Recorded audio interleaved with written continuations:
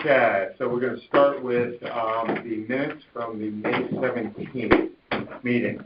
Everyone get a chance to take a look at them? Mm-hmm. Any comments, questions, corrections? Okay, hearing none, the minutes are accepted. Next up, we have the public input. And we have the information from... Did you print out the, Kelly? Yeah. Did you print out the first page? Yeah. The email. Oh, there it is. Okay. Right. It's just this thing with the email. Is Sarah with us? I do not believe so. I don't see her on the phone. Sarah's not here. No, this was just an email to the commission. Okay, well, that's fine. I was going to ask if we could table this until we got to the agenda item D anyhow. Mm-hmm. Because obviously that directly correlates to that. But well, we can go through this when we get to that anyhow. So I assume no one objects to that. Nope. Okay. Then Robert Bosler and Jay Tinney on behalf of the Rotary Club. Yeah. The third annual Paddle Fest, Jennings, September 9th with the rain date. So I know we've been through this before, but if you would just state your name and address for the record and tell us a little bit about the event. Sure. Jay Tinney, 544 Roland Road, Fairfield.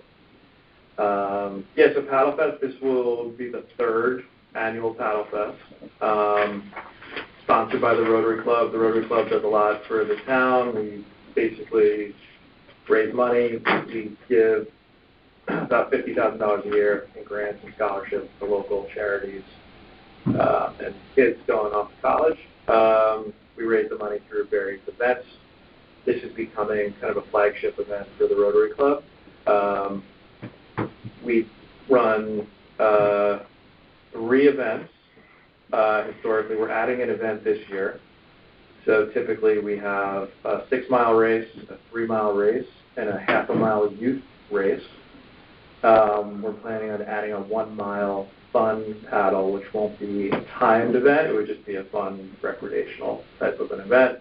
We're hoping to attract more people that aren't necessarily wanting to be competitive, but just want to come out and paddle their kayaks or stand-up paddle boards. We've gotten about 130 paddlers in the past. It's been a successful event. We're mindful of safety, keeping the race course within the reef and the lighthouse and really outside of the Long Island Sound. We coordinate with the Fairfield Police Department. They support us with a boat and a jet ski, which has been really helpful. And we also have 8 perimeter boats, which are volunteers stationed around the course in the event that anybody is in distress. They're able to help out. Every paddler is required to have a personal flotation device, a life jacket, whistle. The stand-up paddle boards are required to have a leash, so it's like standard safety equipment. September 9th is the day. We have a band, my brother's band, McLean, Lackluster Brothers, the band that's performed the past couple of years. It's been a real nice addition to the event. The other thing we're thinking of adding this year is a food truck. I know the town has an approved list of vendors that we're looking at to see if we can coordinate a truck for the event. And that's about it. Okay, so we have it September 9th with the rain date. Do you mention, I don't see that you mentioned the time. The time, registration is at 8 a.m. There's a safety meeting. There's like national anthem. I do a little pep talk. The first race kicks off at about 9:30. That's the 6-mile race. We give those racers 3 or 4 minutes just to get some distance between them and the next start. And then the 3-mile race starts 9:35, 9:40, something like that. Then we'll start the 1-mile fun race. All those finishers come in, and then we calculate the results, then we do an award ceremony. In between that time is when the kids are run. So we do the kids race while we're tabulating the results, and then we do an award ceremony, and we wrap up about 12:30 or so. So the band will be playing until 12:30 or so? Yeah. And just, you said about 130 paddlers? That's what we've had in the past. And what's the typical breakout? The elite and the others and the kids? The kids has been the smallest, maybe 20 kids. We typically get maybe, I think most of them are the 3 mile, and then maybe we'll get like 40 or so elite 6 mile racers. And I assume you project out the tide table, so you're not paddling through the sand. Exactly. Yep. Yeah. Well, the tide is it can help in that you have the reef to make it a little calmer, but it's tough to time the tide. But even if the tide is moving, it's not really a big deal. Any other questions? And is it west or south of the Marina Channel? We keep it west of the Marina Channel. Yep. Dylan? I just, no changes relative to last year, right? The only change, we'd like to have a food truck. That's the only change. Okay. Jen, anything? No, I'm all set. All right. Anyone would like to make a motion? I'll make a, well, okay. All right, so we have David. I'll second. Dylan, second.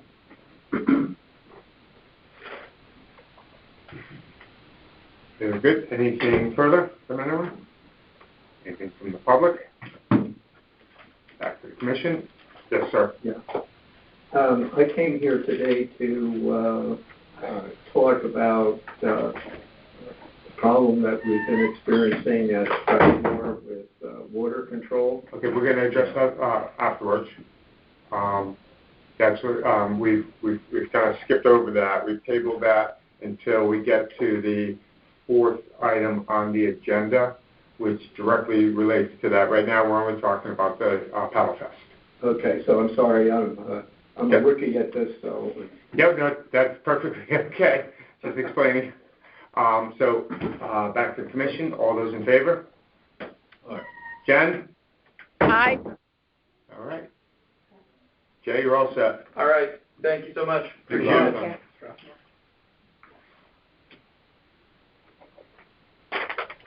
Okay.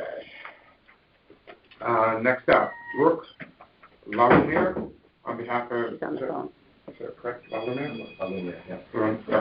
On behalf of Stratfield Village Association, request to hold their third annual Stratfield Holiday Shopping Stroll, Lincoln Park, November 18th, 10 to 2, rain date the next day, the 19th. Brooke, Yes, I'm here. if you would, just state your address, your address for the record. Yes. It's Brooke LaLumiere. I'm at 546 Jackman Avenue. Okay, and I know we've dealt with this a couple times in the past. If you would just, give us a little synopsis of the day, how many people you expect, and how it's going to be run. Okay, this would be the third annual Shop and Stroll, and just to clarify, I'm not affiliated with the Stratfield Village Association. It just takes place in the neighborhood. But it would be the third annual, and it has taken place in the past at Lincoln Park, and it serves about 300 people roughly, but all seems to be people on foot walking in the neighborhood towards the park. So traffic has never been an issue. We've never needed, to barricade off any streets or get into that. And we also, at the same time, are supporting local makers in our community. This was all born out of COVID, where a lot of us makers had nowhere to be. And then I discovered, oh, hey, you make pottery. You live down the street and make macrame. And then we all, once out of COVID, were able to congregate safely at the park. So there's really no changes. Same amount of people on foot. We do get I get one porta potty placed inside the park on the pavement. And we've had a local band in the past. They're willing to play again. as well. I collect the vendor fees, and it goes towards, the porta potties and the band sound equipment. So effectively, no changes of significance for the third annual compared to the second or first? Nothing at all, no. All right. Any questions? Jamie? Does everything take place within the park, or do you end up going out? This is all with the park perimeter, yes, all fenced in. Oh, there is one food truck that parks on Fairmount Terrace, but it's always facing the sidewalk. And again, that section of Fairmount is very wide, so we've never felt the need to barricade it. And you charge an entrance fee, did you say? Not an entrance fee, but I charge each vendor a space fee because before the end of the day, it's about $600, almost $700 between the band and a porta potty. So that covers that, and it's really just creating a community event.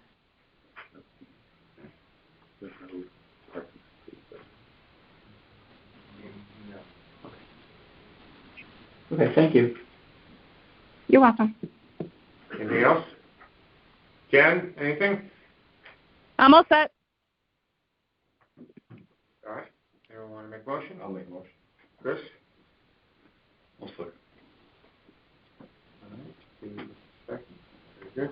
Anything further? I'm going to recuse myself from this vote because we're out there. Okay. Great spot, yeah, that's fine. Anything from the public? Back to the commission. All those in favor? Aye. Jen? Yes. All right. There's our 5. Very good. Thank you.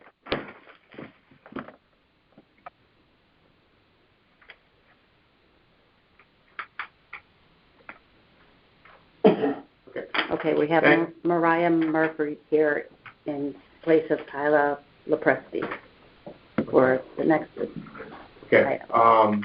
So there's a request for a back-to-school give-back food drive with Senator Tony Huang and Operation Hope on the Sherman Green. Oh, that must be why that picture is in there. Possibly, yeah, maybe that. There you go. On August 26th from 11 to 2 p.m. And I'm sorry, can you tell me who's presenting again? Mariah Murphy? Hello. And Mariah, if you would, just tell us your address for the record. I live in Basra. Does that matter? I work for the Republican Senate. Okay. I don't live in Fairfield. That's fine. You still have an address. We'd love to hear Okay. it. 110 Gager Road, Basra, Connecticut. Okay. All right. Tell us about your event. So we're looking to do a back-to-school food drive, partner with Tony Wong and Operation Hope. We are expecting a number of people, anywhere from 200 to 250. We've set up tables and boxes for food collection, food and produce collection. We would have volunteers from Operation Hope and the SASO, Moms and Sons Volunteer Organization. Yeah, I mean, that's pretty it. We're requesting if we could have this on August 26th from 11 to 2 on the Sherman Green. Is the Sherman Green available? Yes. No farmer's market? Okay, 'cause that's a pretty big number, 250. Until August 26th is, What's that? I just want to see, Saturday. it's a Saturday Yeah, from Saturday. farmers markets on Sunday. Sunday's okay. Okay, so no other events? Right. Even late after? Okay. Any questions? Okay. Jen, any questions? All set. Okay, it's an easy one then. Someone want to make a motion? I'll move. I'll second.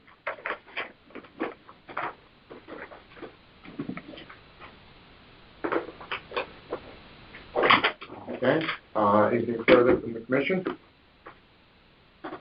Public, any comments? Back to the commission, all those in favor? Okay. Jen? Yep. All right. Mariah, you're all set, thank you. Thank you. Bye-bye.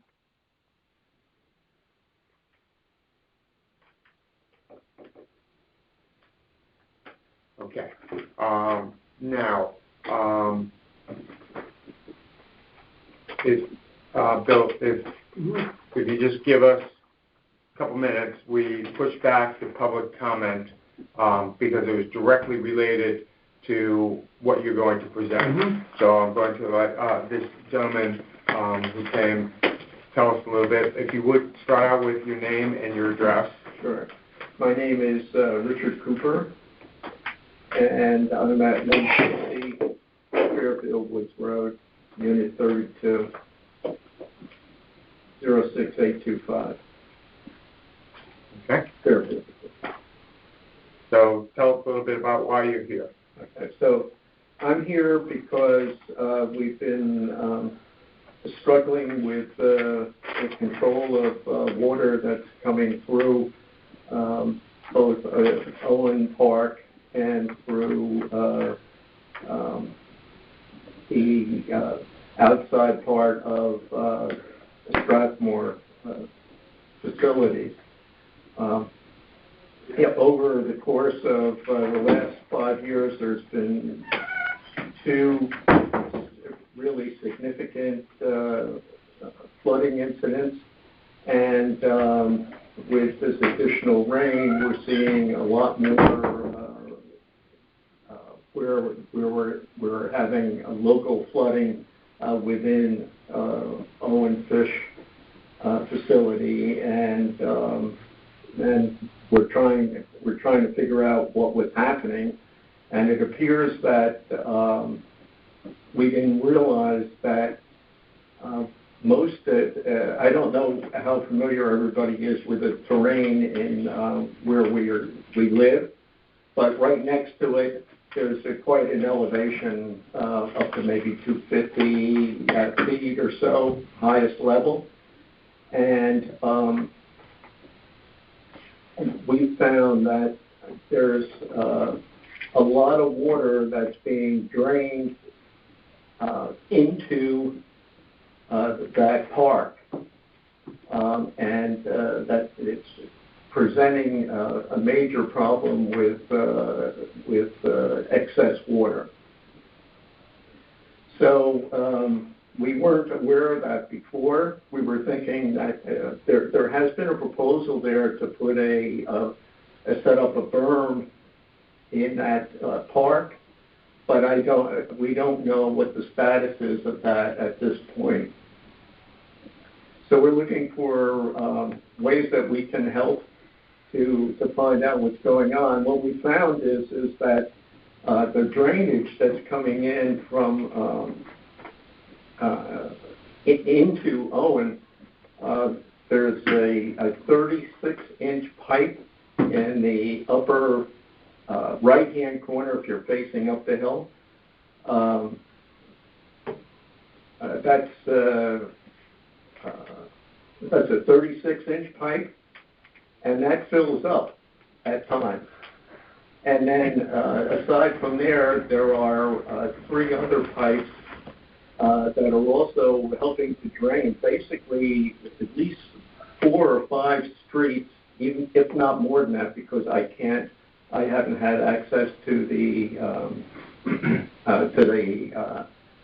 sewage, the sewer pipe.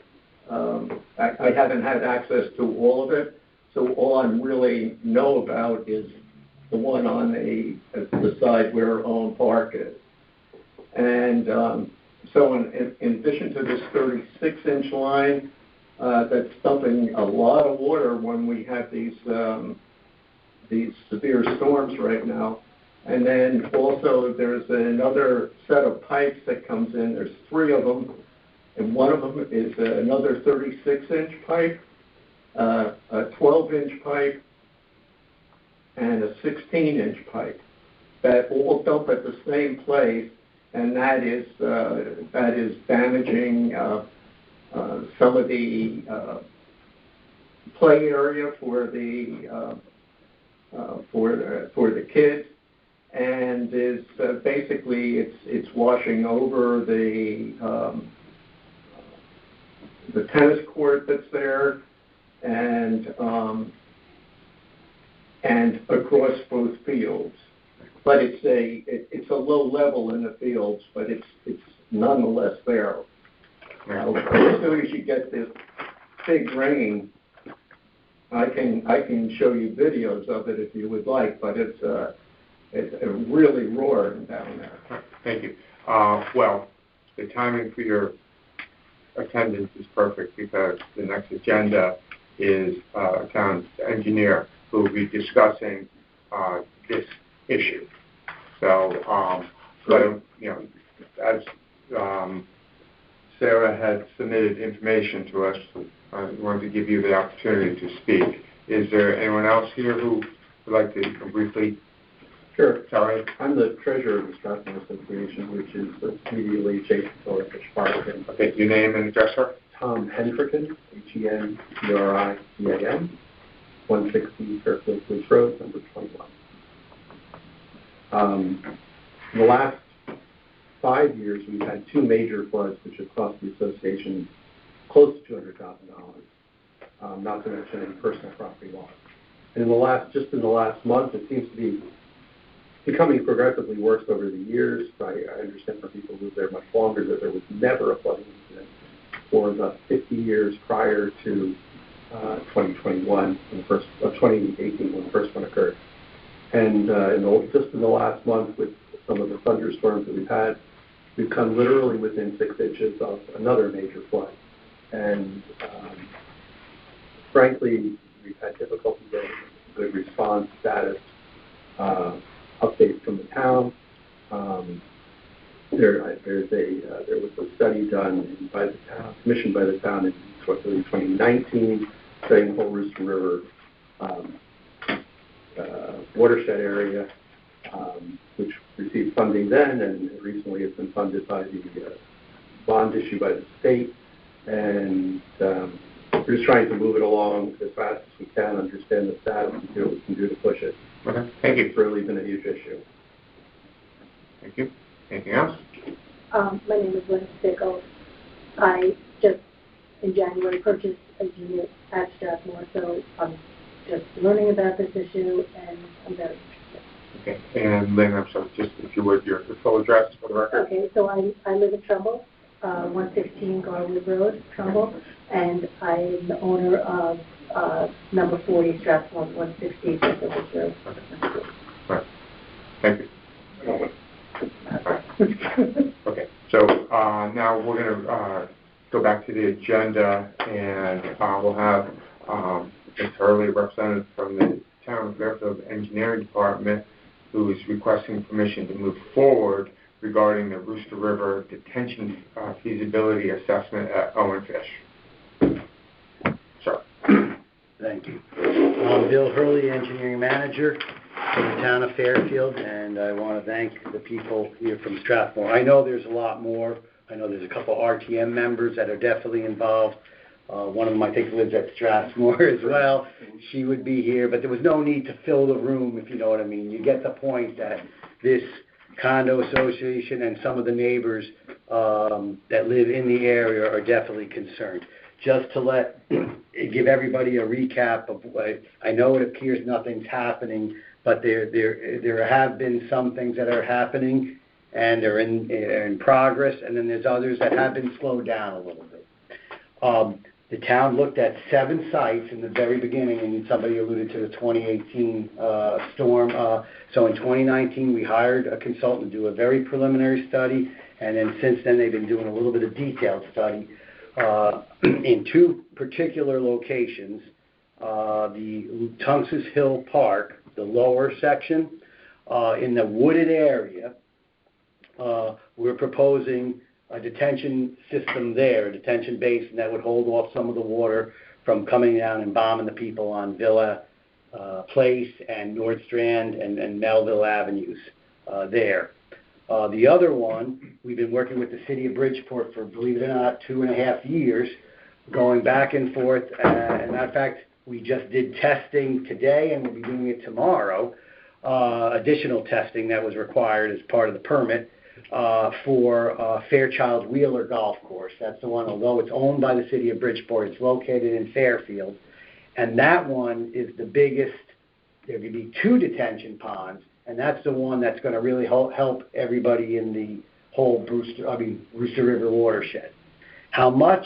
Again, calculations and models, can tell you, but supposedly it's going to be like a 30, maybe even up to a 40% decrease in peak runoff, and so that may, lower the water coming in the channel by, who knows, a couple of, I never analyzed it, but a couple of feet, where it might at least provide, basically the detention area holds back water, much like a reservoir, holds back water, lets it go out slower, and therefore has less of an impact.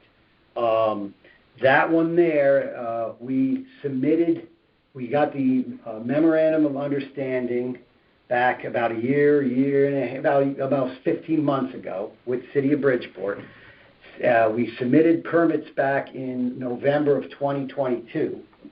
The DEP, we've had several meetings with the DEP.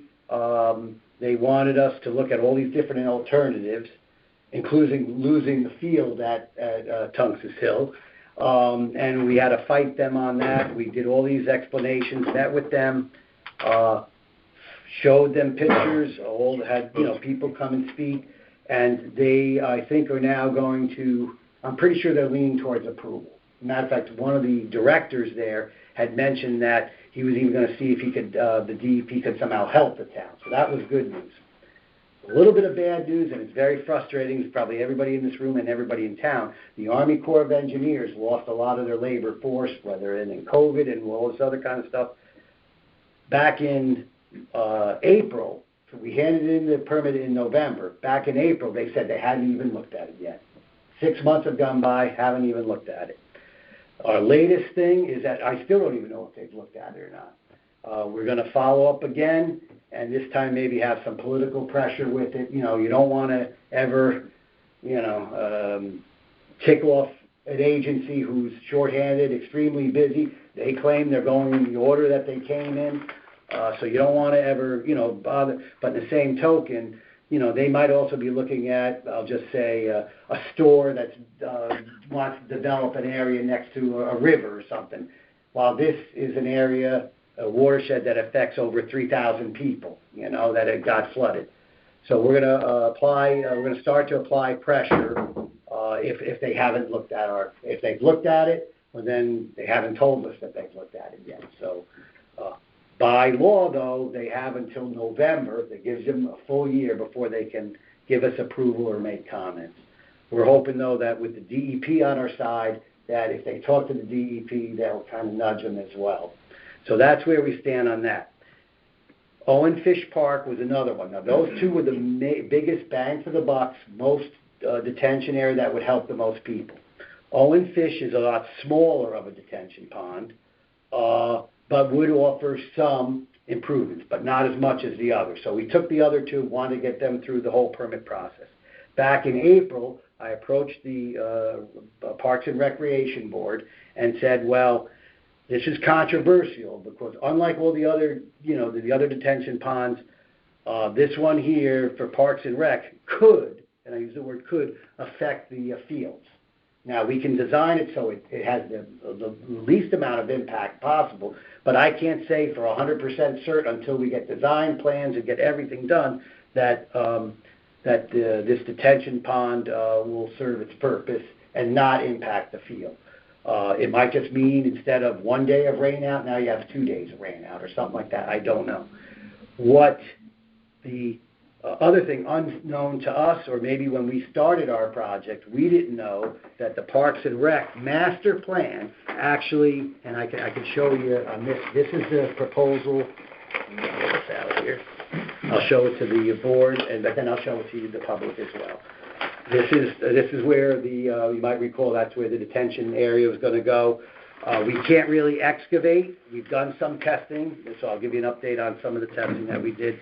But we're gonna trap water there in the berm. It would kind of create like a mini pond, and then over time, it will slowly drain, and with hydrology and the runoff, as you know, and we had some good pictures of the channel there, so whoever took them from Strathmore, that was definitely helpful as well. You have the full channel, well then maybe in 15 minutes or half an hour it starts to go down. We've seen it, look at the whole parking lot is flooded, and within 5 or 10 minutes after it rains, everything drains, and that portion of high intensity rain in what they call a hydrograph is usually anywhere from a 15-minute to an hour duration, where it's really super intense, and that's where the flooding really occurs. Sometimes you can get, if you get 7 or 10 inches in 24 hours, that hydrograph is a little bit flatter, and it might go to 2, 3, 4 hours. But a lot of times for these, especially these quick, intense thunderstorms, it's just that one where it's just really raining so hard you can't even see or anything like that is what causes the problem. Going back to, that's where we would have this detention pond, but we didn't know that in their master plan, they were going to lay out or realign the fields. And by doing that, right now, on this plan I'll show you here, it affects basically the outfield, okay? So I'm going to call that relatively minimal impact. Well, if you switch the infields over here and here, now all of a sudden you're dealing with a flooded area, a clay area, the infield, it's a lot worse, and it's a lot more of an impact. So we sort of tabled it from April, where I'd said we'd do a little bit more investigation. They wanted some time in the Parks and Rec Commission, a little bit more time to digest and see, and so I'm here providing with an update, and I didn't want to waste the town's money if they were 100% against this project. I'm hoping that, and I'm pretty sure we're going to come to a conclusion that I think, especially with the recent rain events, that the town continue to study, show a proposal, all right, so that we're not wasting design money. That I think it's definitely warranted for the design money. Now, if the design comes back and says it's going to affect, the fields, then it's a decision for either Park and Rec, the town officials, for a select woman. I don't know who that would be, but I can't ask the Park and Rec to formally approve a plan that it's only conceptual right now or a preliminary. So we have to come back probably, I'm going to say 4 months or so from now, maybe about that, with a more detailed plan. I just originally, back in April, I didn't want to spend, say, $50,000 on a design if they had no intention of approving it. So that's, I just wanted to give you that. So that's where that stance comes. So what I would like to do, just for the Park and Rec Commission here, I have it. And as I said, I was out there yesterday during a storm, but it wasn't as intense as the July 4th, which, again, it's one of those things. I don't think we got a single flooding complaint from Southport on July 4th, but there must have been one of those rain bands that hit heavy, because I know the golf course got hit. I've had complaints on Flushing, Edgewood, the condo association, and a little bit lower so it must have been the bullseye. If you ever look at the radar map or whatever, that would show that. Anyway, I will pass along, and again, I don't know who had sent them, but somebody from Strathmore, they did, like the one gentleman said, it might have been you even, who took some videos and took some pictures. But you could at least see. We have them. Oh, you do have it? Okay, I didn't know if that was part of the record. Okay. But as you can see from the channel in particular, that's one that catches your eye, and some of the other areas. So that being said, it just reinforces where, again, before maybe in April we were like, well, not so sure we're going to go through with it. Now, based on the number of complaints and the recent events, I think the town, it's not a waste of money for $50,000, that we're going to go ahead and do it. We owe it to the public, and then find out, is this going to be a legitimate design, and is it going to serve benefit, And is there a way we can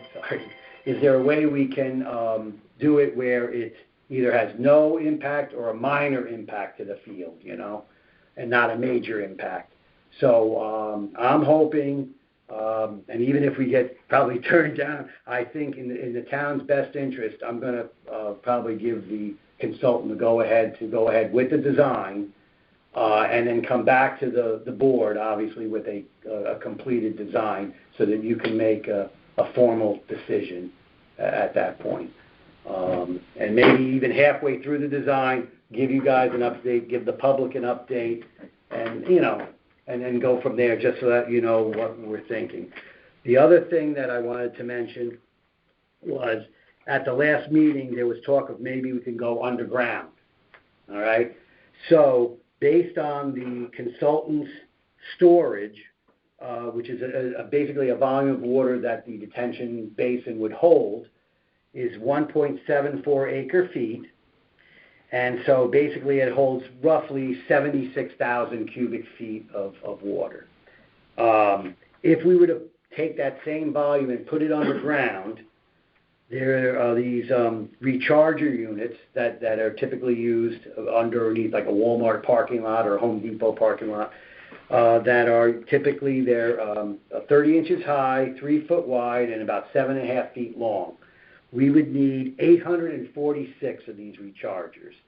The area that we would have to use is approximately, and again, just using a rather quick design, would be a 300 by 100 foot area where we would bury these, maybe in between in the two fields there.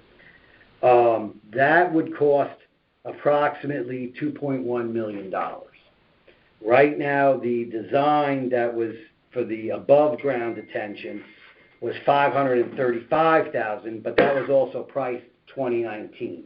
So I'm figuring that might go up to $1 million, because unfortunately, as we know from Strathfield Village and the Four Corners project, that a lot of these projects have gone up 30 to almost 50%. So I'm going to say even that would be maybe $1 million. So the underground detention would be at least twice as much money for that. We did some percolation tests, and in 3 locations, and in location 1, they hit groundwater at 18 inches, which is not good for recharging units. The second one, they were able to go down 30 inches, and they poured the water in for pre-soaking, and at first couple of minutes, it soaked pretty, it drained pretty quick. Then after that, it kind of stalled and wasn't even going down a half an inch in like 30 minutes. And that was only for the pre-soak, not the actual test. So, and then the third one, they hit a lot of stones, and that one they soaked, and it hadn't quite drained either. So unfortunately, right now again, it could possibly change, but right now, I'm definitely, from the information I have, probably shying away from an underground, from the costs and from the fact that unfortunately that soil is not that good in terms of underground. Is there even 300 feet? I'm just using that as an example. Okay. If you went across this way, you might get 300 feet. Yeah. So you would have to. Again, remember, we're not using the pond. We're using it as all underground. And then it was. I think you had more than 100 feet here, so it would be a huge rectangle right in here. And so we did a test 1. I'm just going to say down the left field of the baseball field near Strathfield Road. We did one in the center field of both, and then we did one in the left field of the baseball field area. And those were the 3 locations that we had done. So that's the update I can provide you right now. As I said, we didn't go full throttle with the design intentionally because I knew this was controversial. And as I said, the town, we're going to try to balance where we can provide some detention and relief. Believe it or not, the one at the golf course, I think, is going to even provide you more benefit than the one here, even though this one's closer. But obviously, having both of them done would be a benefit. And as long as I said, the engineering information comes back that it's a truly a benefit, then, we'll come back to you with the proposals. So if you want to vote and support the design, that's fine. If you don't, I'm just going to continue based on the recent. We're going to discuss. Yeah, right of course. And I'm just going to make the point, the public and the commission knows is that the discussion and the vote is specific to moving forward with the assessment. Nothing further. There's no commitment that we're going to go ahead with it. We're just, this is simply to give the green light to, to move to proceed forward with the design. With the design and the assessment, which I personally think is a very reasonable thing to do. I think we owe it to the neighbors, and so I certainly will be supporting it, but that's just my opinion. So, Chris. Question for the commission and the director. What's our reasoning for flipping the baseball field? Because he made a valid point, with the infield and the play. We're getting rid of the softball field, basically. We're moving the baseball field to where the softball field is. If there's a washout and it's a big square, why not just keep the baseball field where it is? I don't know. I think that was just a proposal. It was a proposal, correct. The master plan. I don't know, and maybe we should ask. That's simply a proposal, and there's many other aspects of the master plan proposal, and unless Anthony can share anything else with us, there's nothing imminent with regards to the redesign. And certainly, as it relates to the master plan, when we get this design back, we're going to be able to take a look at the two side by side and have some discussion and make some decisions. And what's your turnaround for getting that feasibility? I'm estimating 4 months. It could be 6 months. Obviously, we'll put a priority on it. We kind of lost 2 months, a little bit of going back and forth, but with the summer season and the consultants, they take vacation. They have their other things going on. We lost a little bit of time, but not too much time. If we can, get back into it and push them forward. Is $50,000 a quote that we have, or are you estimating? I can get the exact amount, but that, if I recall, that was the approximate amount of the design. Yeah. If it mattered, I can certainly get you the exact number. I didn't know if you had a basis for saying that, or if that was just your assumption of what it would cost. And Bill, that's not $50,000 out of our budget, right? No, that's part of the money that was set aside and approved by the town boards back in 2019, 2020. Okay. Bill, what is the status of the other two locations, Tungus and Fairchild Wheeler? Right now, both of them, as we were saying, we're in the permitting phase. As I said, the DEP had some serious comments that we had to address. And so, as with any agency, one or two of them, I would say, they're pretty valid. Why not? They wanted to know that with the weight of the earth berm, that the soil could handle it. I think it could, and if not, we'd have to engineer something for that. But we'd be able to do it. But if you want to do pre-testing, if that makes the difference, then that's what we're doing. That's what we're doing right now. Other comments, as I said as well, there was one where we don't want to lose this little section of wetland, and so we'd like you to put the detention area at Lower Tungus Hill, where you'd lose the soccer field and the baseball field, the whole lower part, including the walking trail. And we're like, that's the only green area for that whole neighborhood. That's the only, and if I recall, for the baseball, it's one of the few fully, regulation fields. Right. We can't lose that. And so Anthony, on behalf of the board there, I think, had wrote a letter stating that this, we really can't do this. Then they came back, well, you got to show us all the alternatives. So we had to go through the motion and then basically say that, well, if we use this as a detention area, then we have to find another field. the size of Tungus Hill, including the parking area. So buying the land would be about $4 million. Then redoing the fields would be another $4 million. And then we'd have to, do all these other things. And we were like at an estimate of like 10 to 16 million to relocate the field. While, I'm not saying it's has no impact, but for a small impact of the wetland where we could recreate it, somewhere else, versus, 14 or 16 million dollars and the loss of that field and the park, so we were finally able to convince them, but we lost a couple of months, So we've settled on right field in the woods as being the detention area? That would be correct, yes, Okay. yes. And then how about upstream at Fairchild-Wheeler? If we were to move, if Fairchild-Wheeler detention area were to move forward, what kind of impact is that going to be? Do we know? For the watershed or for the golf course? Well, for that is huge. It's huge because whenever you can get detention in the upper reaches, like I was saying before, you can almost think of it as traffic, Yeah. How many times, there's a backup on the highway, everything gets backed up, but if you're in front of that backup, it's like there's nobody on the road. Yeah. And so same thing with water, you have it all held back, and then that enables all the other little feeders for that stream to flow freely because that water level is less. Right.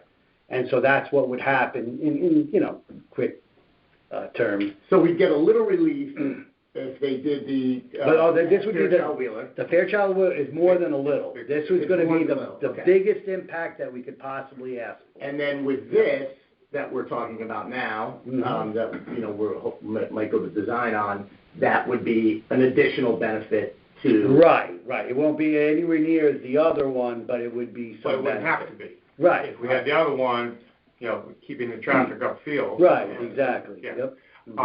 So the Fairchild-Wheeler, the property is owned by Bridgeport, but it's located in Fairfield. I think That's we correct. discussed this Yes. in April. Mhm. Who is paying for that? It's a combination. Bridgeport has offered to pay Okay.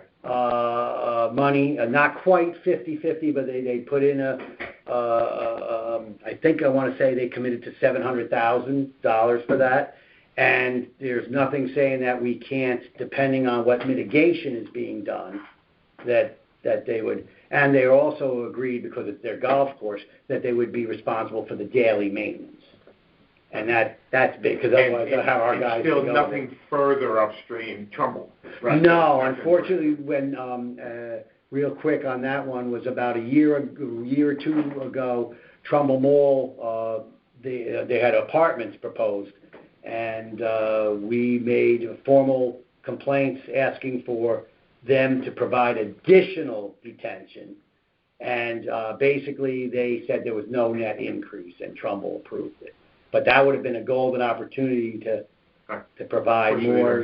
Yeah. We continue to do that, and maybe what we're hoping for, if there's ever any federal money, or if that mall area wanted to gain some money, then maybe, grant money somehow, or economic development money, then maybe we could tie in some pressure, or, hey, we'll write a support letter if you provide, additional detention or something like that.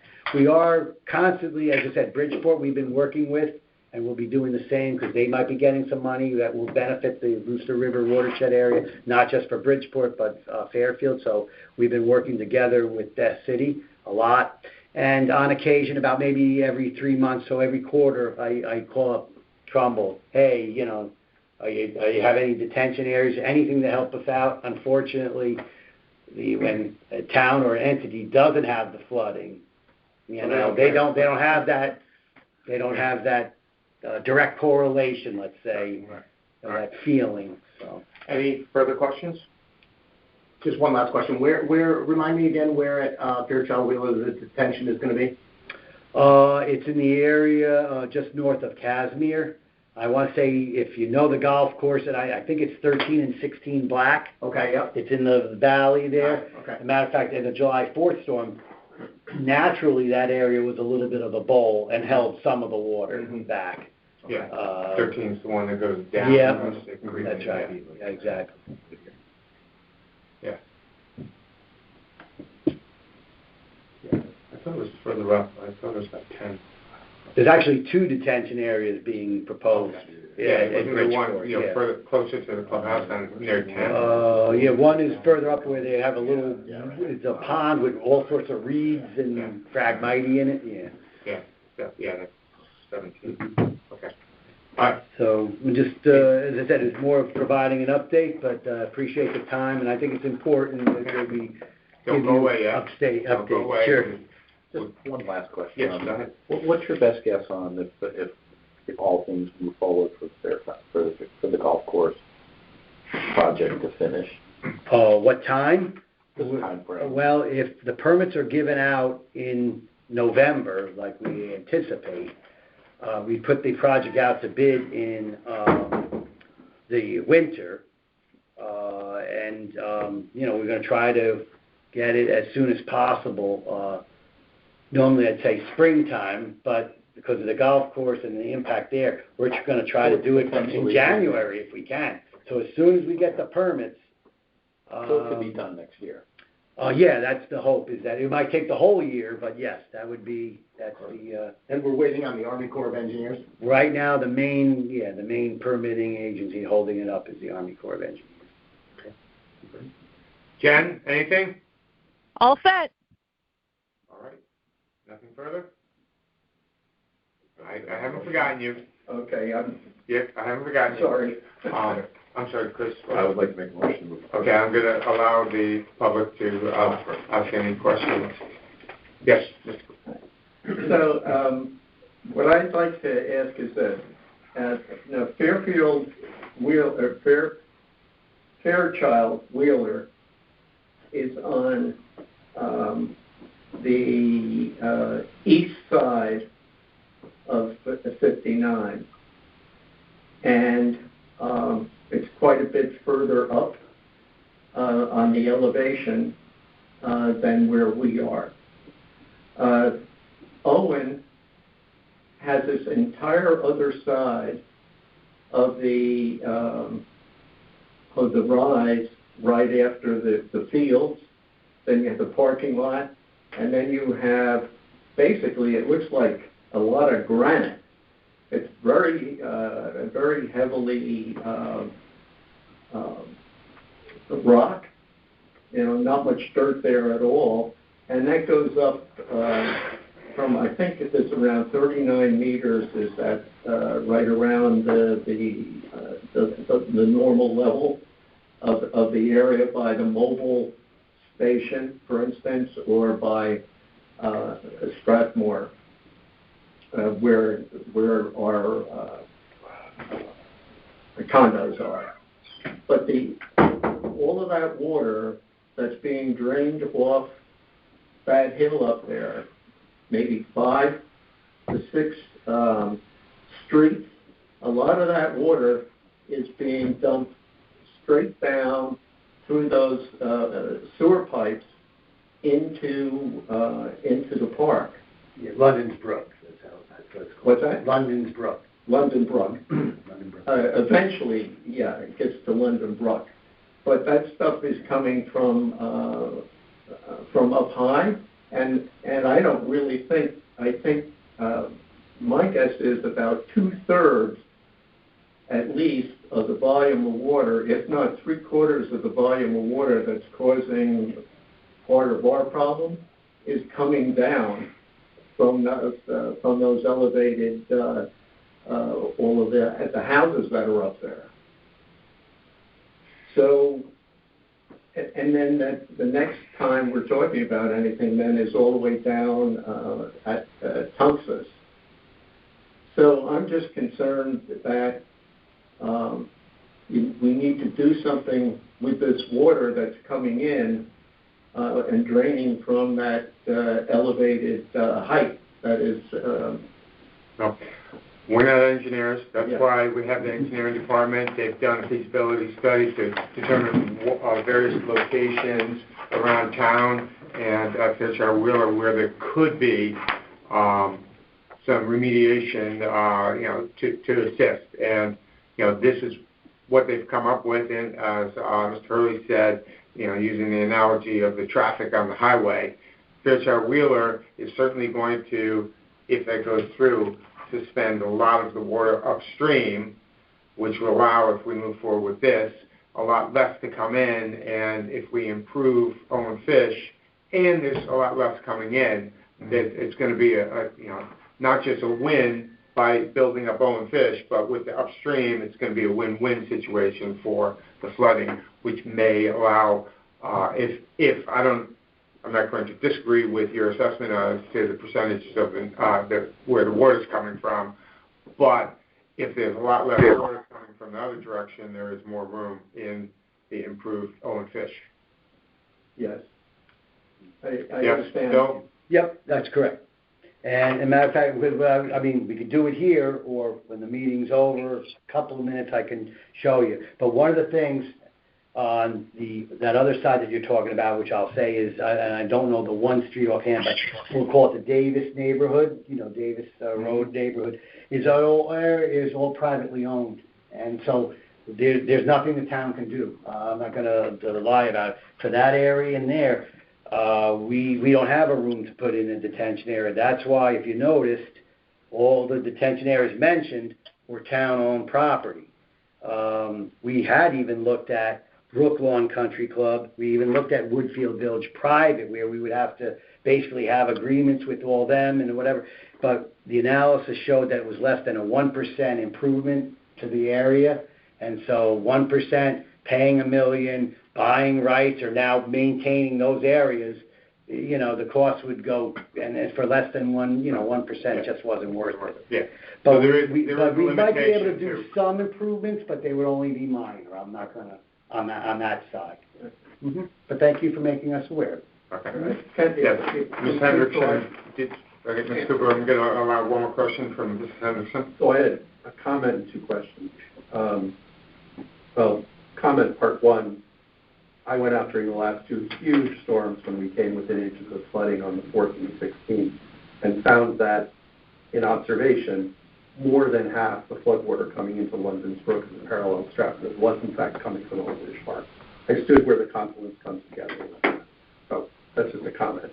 And what's coming off Owen Fish Park is already flooding the park. What's coming out of the stream that comes into the already existing pond, and then the spillway is overcome, and it floods across that entire wall. So the park is already flooding, just in case that wasn't clear. But I'm curious, in terms of the pond that's already there, is there any thought been given to seeing if that could be more effective than it is today, dredging it out, maybe lowering the spillway so that the level of the water is lower and can take a higher amount of water when it comes into rain? Because the pond is a huge space.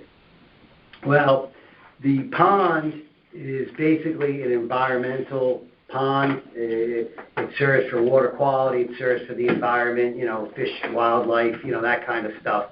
It doesn't have much detention pond capabilities. With the detention area, we're talking about an area that would get flooded, and then within 24, maybe 48 hours, it would drain.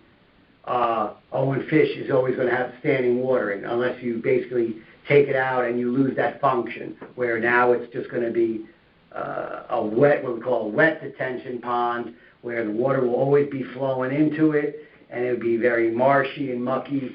I think that would lead to other problems. And environmentally, as I was saying before, we were having trouble getting permits.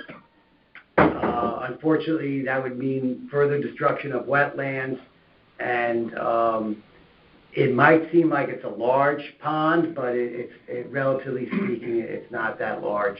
And unfortunately, it doesn't provide much detention. But we did look into it. I figured you probably have. Yeah.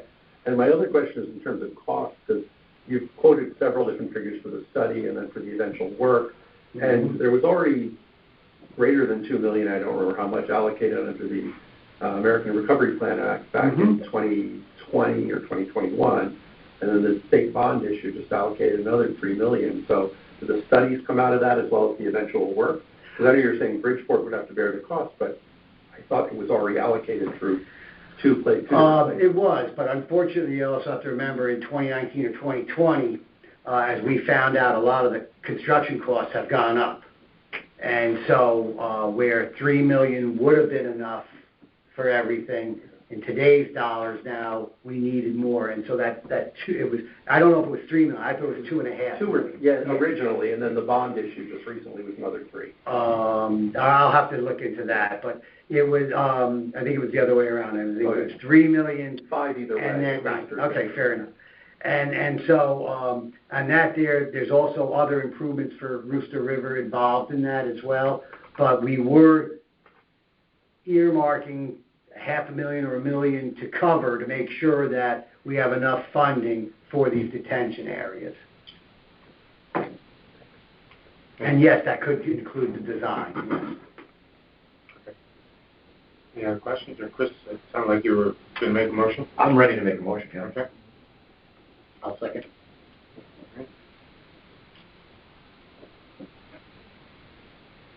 All right. Any further questions or comments? Sorry, one for me. Bill, assuming we approve this money, when will you come back to us with, when do we think we can meet again to hear about the feasibility? I would say 4 months, but it would probably even be like maybe even 3 months if I had something to show the part, then like maybe a preliminary or like what's called semi-final design, somewhere halfway through to show, how far we've gotten. If that opportunity arises, we can meet before that, rather than blindside you. Oh, here's the plan, 100%, and then we need to digest it. We need the review table for the next month. If I'm ahead of you at the game, you'll at least know what to expect. You can blindside us with the full plan, especially if it's on the 4-month side as opposed to 6. Please provide us with information if there's anything meaningful. Of course. You don't need to simply report to us to show that something's happening. Right. If there's nothing meaningful, then we don't need to waste your time. Time. So. And again, I would only pertinent information because you guys have full agendas. We have, and I don't want to waste anybody's time. And if it's that preliminary or that it's subject to change, so I want to be able to get to a good threshold where you can get a heads up. Okay. Sure. Yes, Jim. And it sounds like also that with this study, then we should make sure we put off any decision on any changes to Owen Fish Park, obviously. Mm-hmm. That we put that off. Not a whole lot is happening with the master plan. Yeah. Okay. The town's spending a lot of money on different things. I don't think we're pushing the agenda on the master plan too significantly. So, although we will have another meeting coming soon to discuss it. So Bill, preliminarily, we talking all that, and then you get a final plan that still has to be approved by Board of Finance, First Selectman, or Selectman? No, I don't think so, because they've already approved all the funding. Okay. Like the gentleman had mentioned, they already approved the funding. So this would be just strictly from a design standpoint, where for Owen Fish, we would have to get inland wetland approval as well. So that would be the 2 boards that would have to. And that's what I was saying before with the question of, maybe a minor tweak. I mean, there was one time where back in 2012, we actually did raise the dam or, the concrete wall 12 inches or something like that. We were going to raise it more, and believe it or not, some people in the condo association fought it, saying that they would now be, instead of looking at a pond, they'd be looking at a wall. The person who said that actually recanted. Oh, did they? Oh, okay. But, in retrospect, of course, right. And sometimes that's happened. People change their mind, or if a situation happens, Okay. Thank you. All right, so we have a motion, and now it's back to the commission for a vote. All those in favor? Aye. Jen? Yep. All right. All right. Keep it posted. Thank you. Thank you, and Thank thanks you. everyone. We'll continue, because I think, I don't know if one of you want to be the spokesman, or I know Liz had mentioned she being an RTM member, but just rather than me emailing. All right, so we're going to continue with our agenda. Okay. Yeah, can I use that for you? I'll tell you. Okay, next up, Jen, the Board of Education report. Yeah, so school year obviously wrapped up. Wonderful graduations. The beginning of June meeting, we had a really nice recognition of a lot of our spring athletes, just a tremendous number of accomplishments from both schools. But as you may or may not have heard, the bulk of our summer has been devoted to redistricting. We did receive back some scenarios in June. We've moved on from left two behind, have dismissed those, and are requesting a new one. So right now we have one in hand. We're getting a fourth, and I'll just leave that vague because I don't know if anybody has any questions for me. But that's really been the focus of the summer. Jen, would you mind touching on the one that you've kept and what the one that's preparing might look like, or are you not able to share that? No, sure. Everything I'm telling you has all been part of a public meeting. So what we were presented with were three kind of philosophical approaches to how we could redistrict. The first one, which has now been rejected, was the idea of repurposing a school.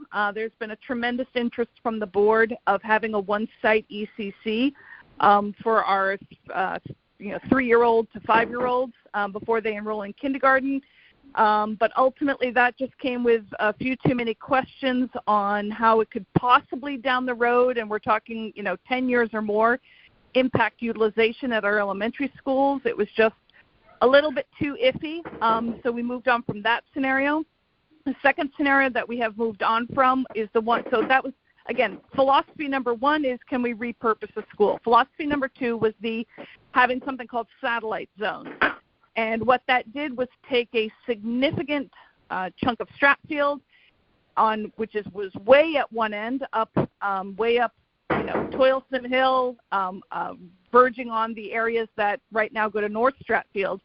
So taking that neighborhood, significant portion of it, and sending it to McKinley, and taking the McKinley portion way down by 95 and sending them to Stratfield.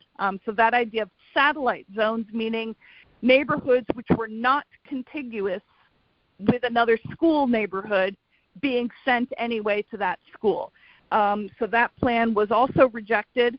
And so what that leaves you with philosophically is the third approach, which is the traditional redistricting, which is what I think most people are used to, which is where you are taking neighborhoods that are in currently slated to one elementary school, but they do abut the neighborhoods of the next elementary school and seeking to move them as a means of achieving the goals of the board in this redistricting plan. So we have in hand one traditional redistricting approach. However, it really did not meet very strongly some of the explicit goals of the board. So we have requested another approach to traditional redistricting, which more closely achieves the racial imbalance and facility utilization that we'd requested in the first time around. And so that should, at this point, be about 3 weeks away from coming back to the board. And I have no idea what it will look like. That's the extent of what I know right now. Jen. Yeah. Very high-level kind of question. I don't think you could probably even answer, but I'm curious. Anybody to even discuss this. The recent Supreme Court ruling. Yeah. It's a federal ruling. Does that supersede Hartford? So a few things about that. And again, please understand, I do not have a law degree, nor have I read a legal decision specifically how that would pertain to the Connecticut racial imbalance law. However, I did read up on that decision, plus there had been another one that affected local school districts. One was in, I think it was Tennessee or Kentucky. The other was it was either Oregon or Washington.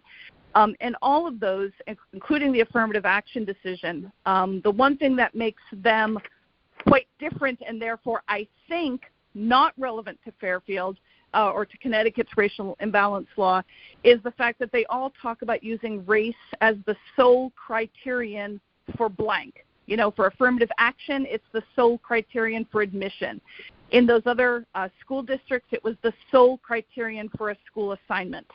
And that's not what Fairfield is doing in this racial imbalance, which is we are taking a whole neighborhood. What would seem to be unconstitutional is if we went house by house and said, okay, you're white, we're moving you, you're minority, you're staying. That is what those cases, to my reading, that would be unconstitutional, where you are using race as a sole criterion for the assessment on a specific student.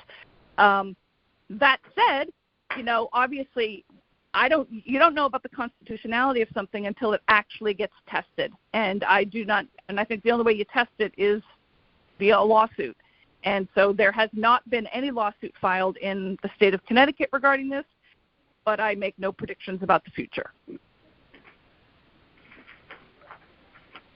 And I have one question, kind of unrelated, but related. Is the decision final that Dwight will remain open? Right now, yeah, thank you. Actually, that was supposed to be, I had also had that written down for my report in terms of the master plan and everything. Right now, yes, Dwight is remaining open. The big question mark that remains for Dwight is what happens once we actually turn our attention to the renovation of that property. But it is not closing. Okay, that was my follow-up question. The renovation or complete rebuild. So right, that I don't know. Yeah. All right, thank you. Thanks, Jen. Hey, Jim, what's the enrollment at Dwight? Was it Dwight? I'm sorry. Yeah. Right now, do you know? Say that again? What's the enrollment at Dwight? I don't have that number in front of me. Happy to look that up and get that to you. But it's underutilized. We do know that. It definitely is not using all of its classroom space. Okay, I can look it up. Thank you. Okay. I have the skills. She mentioned some time back that the utilization there was 87% versus the high 90s. All right, thank you. Okay. Right, and finally, the director and program reports and approvals. There's 5 things on the approved by the office. Commodore Berry Day, Pink Pledge Kickoff, Plant Fair, Harvest Fair, and Santa Visit. Anything else to report? No. Okay. It's been, I'd love to give a report if you guys want one. If not, I'm good with that too. Sure. Fire away. It's been a busy summer. Just like to point out that the lifeguards actually saved 3 lives this week. 3 different separate rescues, kind of unheard of, but very lucky to have an attentive lifeguard staff. So we'll likely recommend that they get recognized at our August meeting. So I'll get that information to you, Brian, so we can do something nice for them. Beach or all three were at Lake Mohegan. Really? Was there any issue, undercurrents or anything, or just bad swimmers? A little of both. I think with what I've been told is the excessive rain we've had has made the currents and the water level rise there, and the currents are a little different than they usually are, a little stronger than they usually are. So inexperienced swimmers, young swimmers, venturing out a little too far. But all 3, knock on wood, were successfully rescued. 911 obviously was called. We had great response time from fire, PD, and AMR. So, again, everybody was able to go home, from the site on their own with parental guidance and everything. So, again, happy our lifeguards are doing what they're there to do. And it just, again, shows how dangerous and, being around the open water can be.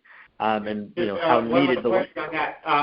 Was it multiple lifeguards involved in the different situations, or was it one hero involved with all of them? No, 3 different lifeguards. So, yeah. David said it was him. 3 different lifeguards. I can see that. But yeah, so very proud of our lifeguards. Like I said, we'll do something for them next month. We're making progress on projects. The Dwight tennis courts and the Fairfield Woods tennis courts, the concrete has been poured for the post-tension. The final cure date, 30-day waiting period, I believe, is August 1st. So those will hopefully, we should have them all wrapped up by the second week of August before kids go back to school. So we're looking forward to that. I think everybody here knows the Tungus Hill pickleball courts, the 4 were redone, and those have been open already. So we're good to go. Thank you to those who came to the ribbon cutting. The AED down at Jennings Beach and Sasco have both been installed, and they're in operation. And I'm happy to report they haven't been used yet to save anybody's lives, and the amount that they've been tampered with so far is minimal. So there have been a couple cases where people have opened up the case, but I would say at this point it's a lot less than I thought it would have been. So pleasantly surprised with that. And then summer camp is the other big one we've got going on right now. We're in the 3rd session of our 3 sessions, so they'll be finishing up next week. But well over several thousand kids registered for summer camp, and it's been successful so far. But again, we've got about a week and a half to go. So fingers crossed it finishes that way as well. Happy to take any questions. Any questions? All right, thank you. Anything else for the good of the order? All right, we are adjourned.